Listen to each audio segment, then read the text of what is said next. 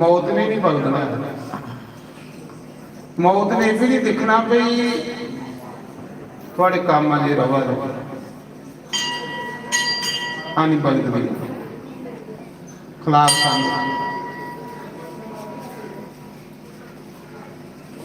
एक दसो जिसले कोई मरीए होता तो कुछ ने कदे आख्या भाई मरीए जाना तेरा के बन सब लोग आखते तू तो चली जा साड़ा के बनू सारे तेरा के बन हूं अगे जाऊंगे उत्ते मोड़ सारे आखते साड़ा के बन गए कहली ये संसार मतलब ही है महाराज।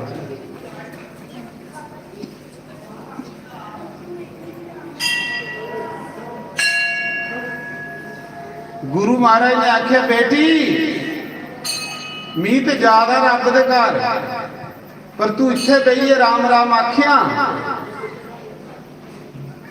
तू की राम बोल नहीं जाने पाओगे एक दिन राम चलिए तेरे घर आओगे। ये गुरु का आशीर्वाद उहदे पर समरी गुरु की आग्ञा का पालन किया। सेवा तुसीं आखदे सेवा होंदी गुरु की आग्ञा मननी, गुरु की आग्ञा को बड़ी सेवा कोई नहीं हुई, कोई नहीं हुई।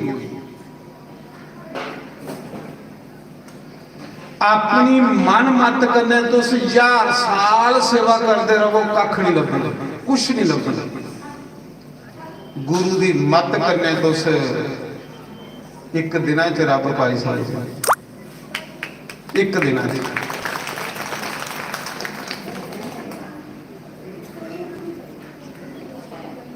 बाबा दीप सिंह है ना, तुसें देखिया नहीं बाबा दीप सिंह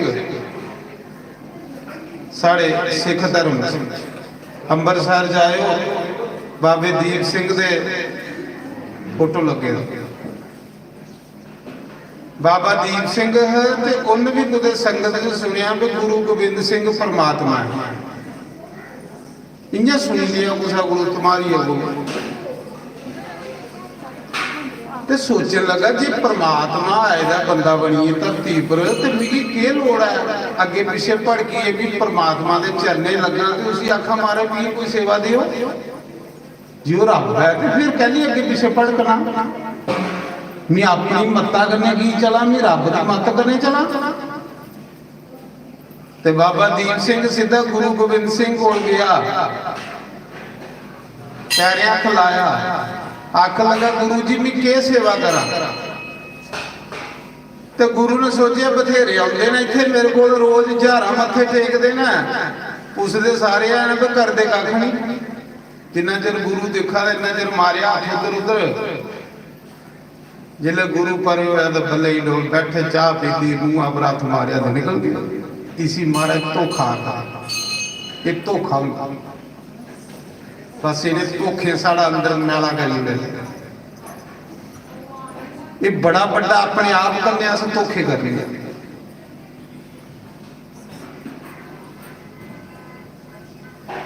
ये लोग नहीं पार होंगे महाराज। आख लगा तो गुरु ने भी गुरु को भी खोई है उन्हें सोचे बथेरे आते ने पुछते ने तो करते कख भी गुरु गोबिंद सिंह को भी खोई आ जे सेवा करने दे जाओ लंगर विच पतीले साफ साफ सुन लो पहले करोई जाओ लंगर च सेवा कर सैल जवान है तकड़ा है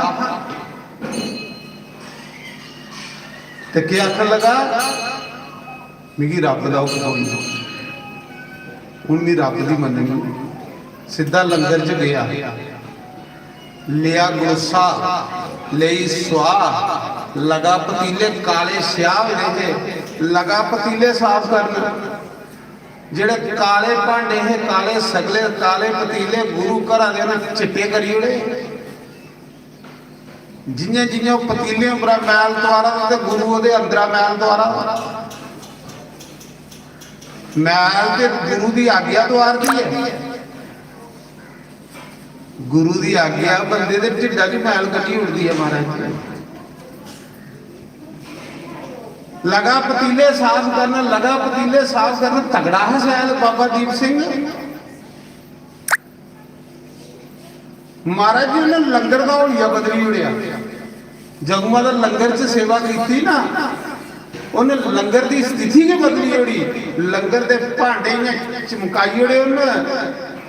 तो जिसले कोई सेवा करा दा होवे तो गुरु के कन्ना च गल पुजी गई जाती है। महाराज कुसा दे कुसा रहे की लोड़ है गुरु के सामने करने, तुस करो। कुहा ने तो कुसा ने रब ने कुहा भी बईए गुरु को पजाइए, उन्ना सुनिया थोड़ा पर असें इन्ना यकीन नहीं ना महाराज। साढ़े अंदर नेरा नेरे वाला बंदा जिहड़ा सामने सामने करता चोरियां नहीं करता, पर जिहड़ा भगत हुंदा उस सामने नहीं करता। पिल्लनी उसले रस्ते सोचदी ही संते दे जिले सारी दुनिया सुती दी हुंदी, कोई भी नहीं दिखा रहा, उले रब दिखा रहा। संते की सेवा ये नहीं हुंदी, संत तां दुनिया चों लंघी जांदे बाहर। संत लोक दिखावा नहीं करते, लोक दिखावा जिहड़ा लोकें च रौला रब दा नहीं होंदा। ते बाबे दीप सिंह ने जिसले लंगर बिल्कुल इयां चिट पिट करी उड़िया, एक दिन गुरु लंगर च गए, अगे अगे करा दा स्वाह लेगी ते पतीला साफ करा ते वाहिगुरू वाहिगुरू वाहिगुरू वाहिगुरू जपी आवा, राम राम जपी आवा ते स्वाह गन्ने भांडे रगड़ी आवा। इन्ना भी नहीं पता भी गुरु के सरहने खड़ोते थे। सेवा के गुरु है। गुरु ने आख्या दीप सिंह वो बर्तन सारे साफ होइए ते कहली पले पले रगड़ी आ रही जिले पिछे देखिया सतगुरु खड़ोते दा, फड़ो फड़ पैर फड़ ले, आख लगा सच्चा पातशाह मी जिस दिन गुरु के डेरे आया है ना, जिस दिन मैं गुरु घर आया है, मैं बर्तन साफ करने ही आया, गुरु के घर आया है, मैं अपना मैला मन साफ करना, मैं भांडे मांजन नहीं आया, मैं मैला मन मांजन आया ना। जिले इन्नी गल आखी ना महाराज जी गुरु घर आसे तो मन ही मांजन आए थे, मन गए नहीं साफ होया तो क्या लोड़ है कुछ करने का। गल तो मन की रिश्ता परमात्मा कन्नै, शरीर का रिश्ता तो मिट्टी कन्नै। गुरु नानक ने आखना मन तू जोत स्वरूप है अपना मूल पहचान। सारा कर्म अस किस लिए करा दे, पींगा कहदे नहीं पाई दियां ने अस, ये जिहड़े जग करा दे सालों साल कहदे लिए करा दे, मैला मन मांजने ने। इन्ने लोकें च खरे कोई रब दे प्यारा आई आए, उसदी सेवा होई जाए तो साड़ा मन साफ हो जाए।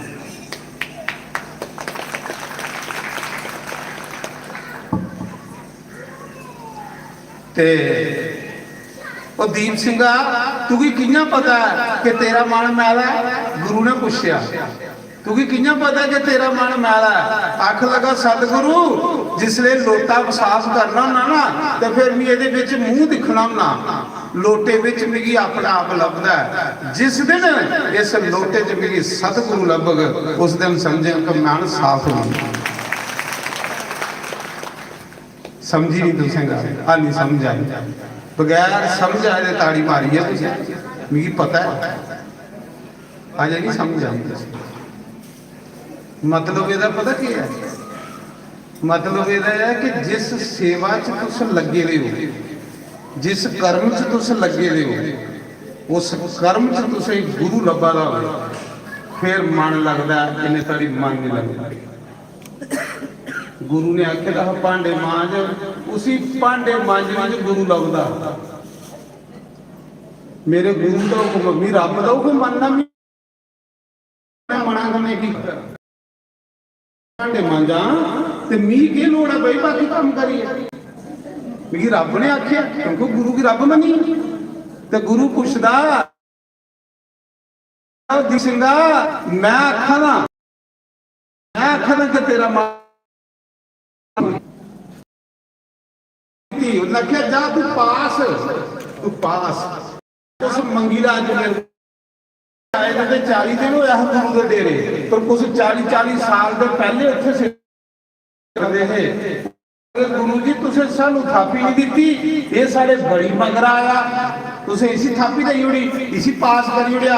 अस 40-40 साल हो इतने सेवा करते, और मैं फिर तुसे 40-40 साल सेवा करते हो या पर तुसे गुरु दी एक नहीं मन्नी, तुसे गुरु दी मन्नी नहीं चाहिए,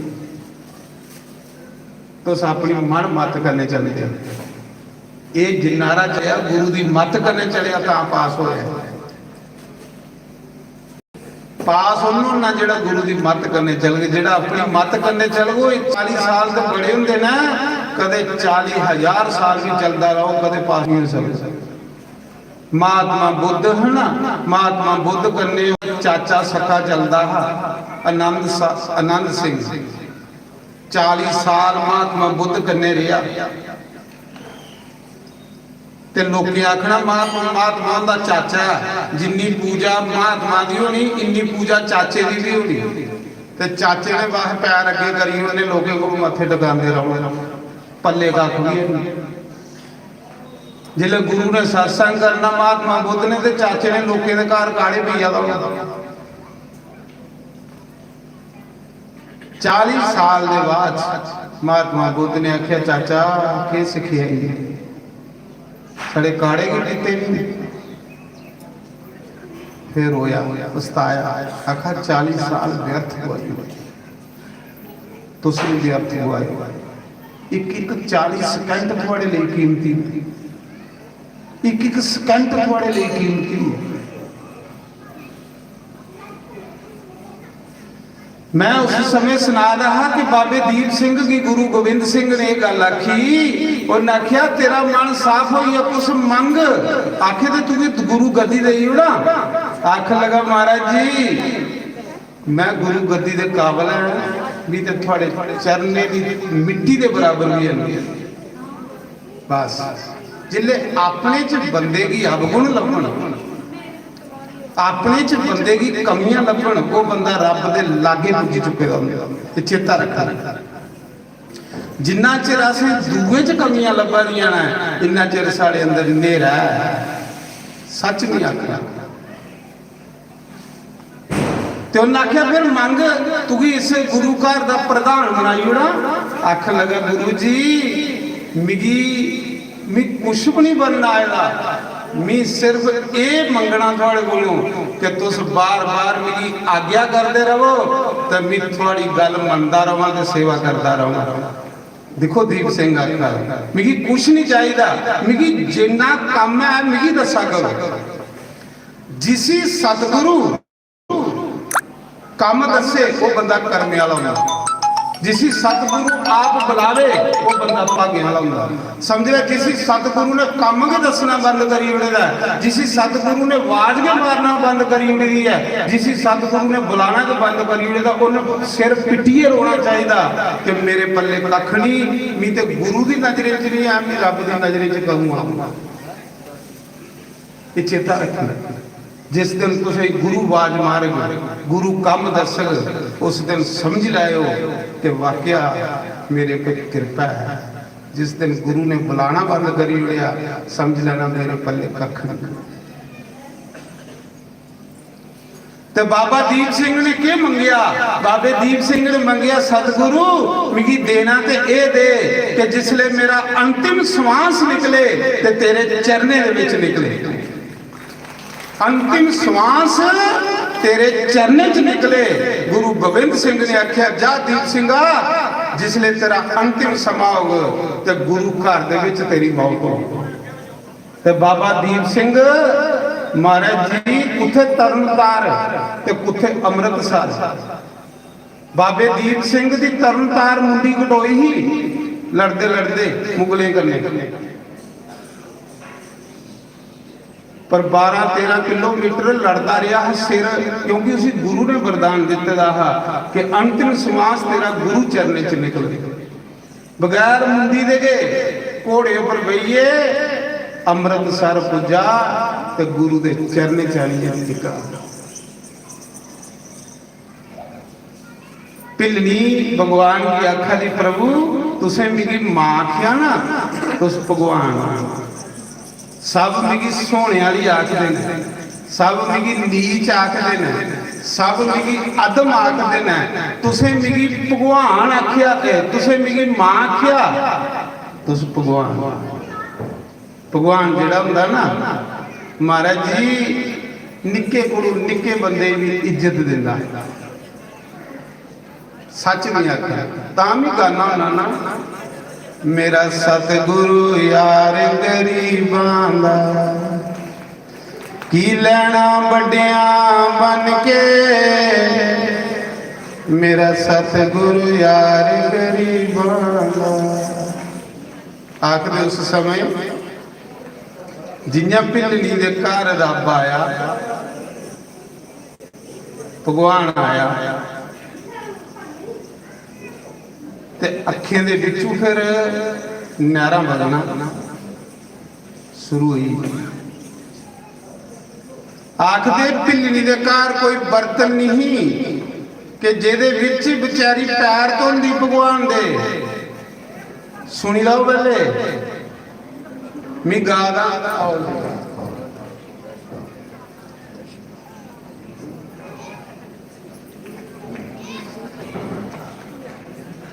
तो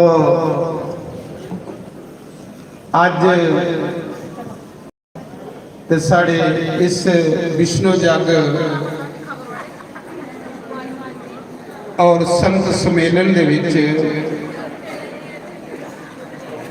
जां ते जकदम खड़े हो या करो, तो जां फिर ये नक्शा नहीं बात का बना करो। चलो बेइयो सारे लाभ लाओ सत्संग। महाराज आए ना अज साढ़े इस विष्णु जग और संत सम्मेलन दे विच